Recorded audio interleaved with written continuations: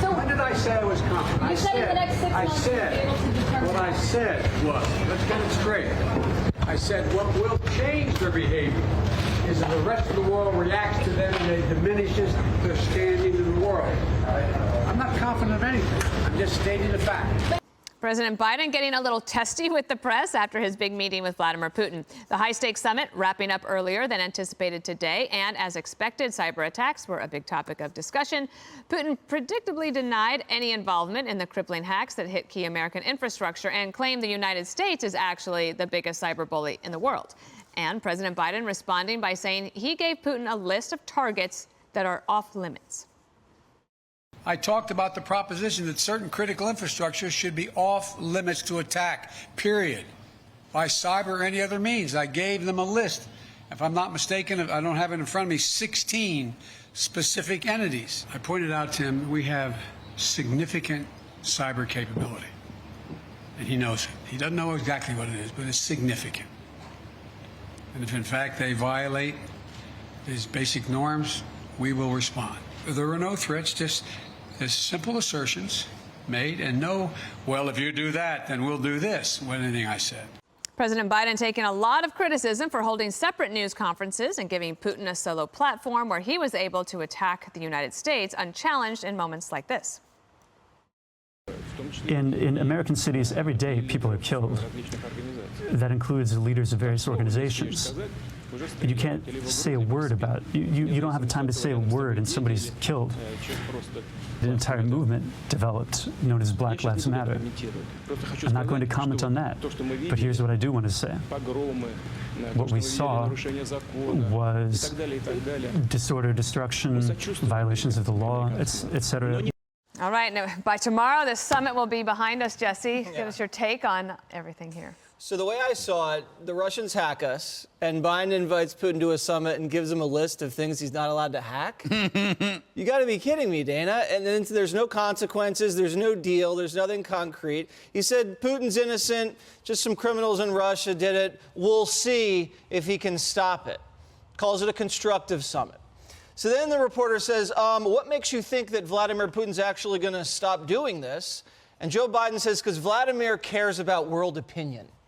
Vladimir cares what other people in the world think about him, and he wouldn't want to hurt his popularity in the rest of the world. I'm thinking to myself, that's actually Biden. Biden cares about what the Russians think about us, what the Chinese think about him, what the Europeans think. And so he's not America first, because he doesn't want to be the bad guy, even if being the bad guy is good for America. He wants to be loved more than respected, and that's the key to the Biden doctrine. Then the reporter says, I think it was Ducey, did you ask Vlad for help about getting to the bottom of the China virus? And Biden says, no, I didn't really do that. And again, China's really concerned about world opinion, and their image in the world's really taking a beating. Like, China's going to say, oh, yeah, it came from the lab just to boost their popularity?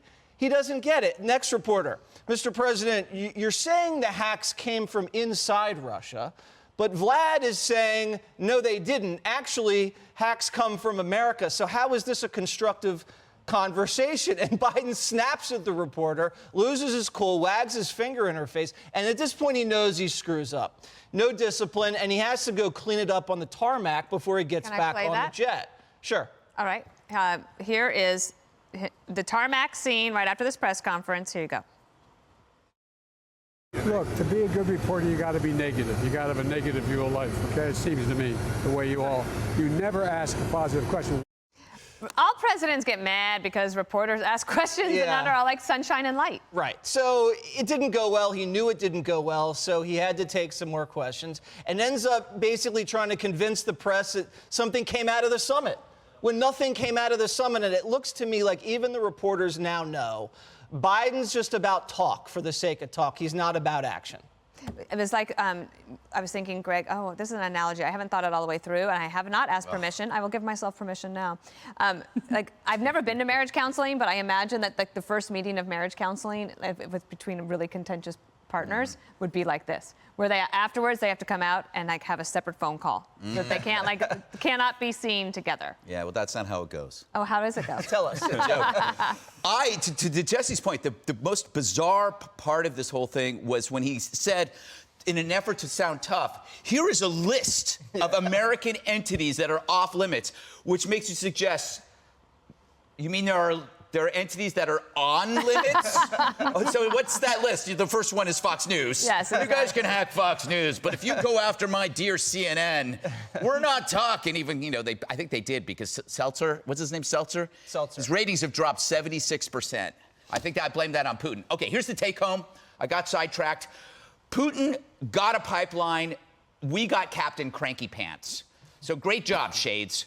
Not only did Putin have the energy, he went home with the energy. Biden seemed way more defensive. He was like a teenager yelling, "I did my homework," to the parents. Meanwhile, Putin is kind of like a relaxed, alert iguana basking on a river rock. It felt just totally out. And then it's not entirely President Biden's fault. Putin is like how Wooderson describes high school in Dazed and Confused. Here's an analogy. I get older, they stay the same age. Putin has been there being Putin for 5 presidents. So every semester, America's got to repeat the same class, right? But he gets a new guy every 4 to 8 years. So there's no real incentive for him to develop a long relationship. That was also same with China as well. So they keep changing. He, like the girls in high school, just keeps staying the same.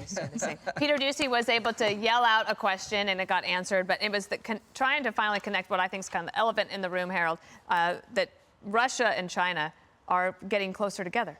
And there's financial relationships there and possible other cooperation. Look, I have a slightly different take on the summit. I think it was 2 adults who don't like or trust one another. I think it was our president making clear to him. I found it a little odd saying these are off limits, and I think the second question is what's on limits. But I think he basically said to him, "We know you did it. You're going to say you didn't do it." And how he reacted to that in the meeting, I don't know. But I thought, again, he reset the relationship with Russia, laid out very clearly we're 2 adults. Here's what you can expect from me going forward and what you can expect from the United States. There'll be detractors, and Jesse, I don't necessarily agree with all the things you said, but I understand some of the frustration that some may have with how this might have gone, and we're looking for big deliverables. The big deliverable for me was that he went to the G7 and NATO, reunited us there, and then went to see Putin saying, "I'm speaking on behalf of the world here. You're not going to have the free reign you've had over the last several years. You've gone through 5 presidents. You may go through 2 more, but I tell you this, your big challenge, Putin, is that you want to be relevant, and you're no longer relevant. We're going to organize our national security strategy over the next 10 years around how to beat China in a new Cold War. You're old news, you're bad news, and if you do more, we will retaliate." That's what I heard. Yeah, I don't think we're speaking the same language, Harold. I don't think Putin's had free reign for the last few years. He just got a pipeline, and then he got a summit, and then there was no consequences for the hack. So I think you might be talking out of the deliverables are, right? It's like the summit is one thing, Dagan, but then it's the follow-through. So where do we go from here? Right. I'm waiting to see how many of these 16 targets get hacked. Because he basically just told Vladimir Putin. That's a good one. They don't like that one. Here are our most valuable assets. Yeah. Have at it. Number 1. Number 2, didn't quite like Biden's holier than thou stance on human rights abuses, given the fact that Secretary of State Tony Blinken punted bigly when he met with people from the Chinese Communist Party back in March. I mean, he got his ass handed to him, quite frankly. So on that front, Russia is the JV team when it comes to human rights abuses compared to China. So if Biden, when and if he ever meets Xi Jinping, he needs to step up and not let murderous tyrants tell us what's right and wrong and say, hey, Uyghurs, 2 million people in concentration camps, and go through the list. I did like, there's some decent stagecraft going on with Biden today, where he's like, oh, the sun's getting hot, and he doffs his suit coat. I was excited. And folds it, and then he's got his aviators at the ready. It created that moment of like, oh, goody, Grandpa still knows how to drive stick. I have to tell you that but in terms of like stagecraft, the advance work by the Americans compared to the Russians was much better in terms of the backdrop for the press conference. That was well done. Can I point out that there's going to be something, when Trump ever said anything that was like directionally true, but maybe false or whatever, he'd be fact-checked to hell. No one is going to fact-check President Biden. So I have to point out that when Joe said that the people who breached the Capitol killed an officer, I was under the impression that that's not the case, and that a police officer actually killed an unarmed female protester. That wasn't mentioned. So I think that when he said that the people that breached the Capitol killed an officer, I think he was being harder on Trump than he would have been on Putin, which is pretty divisive for the grand unifier. But that's not going to be fact-checked. Hey, Sean Hannity here. Hey, click here to subscribe to Fox News YouTube page and catch our hottest interviews and most compelling analysis. You will not get it anywhere else.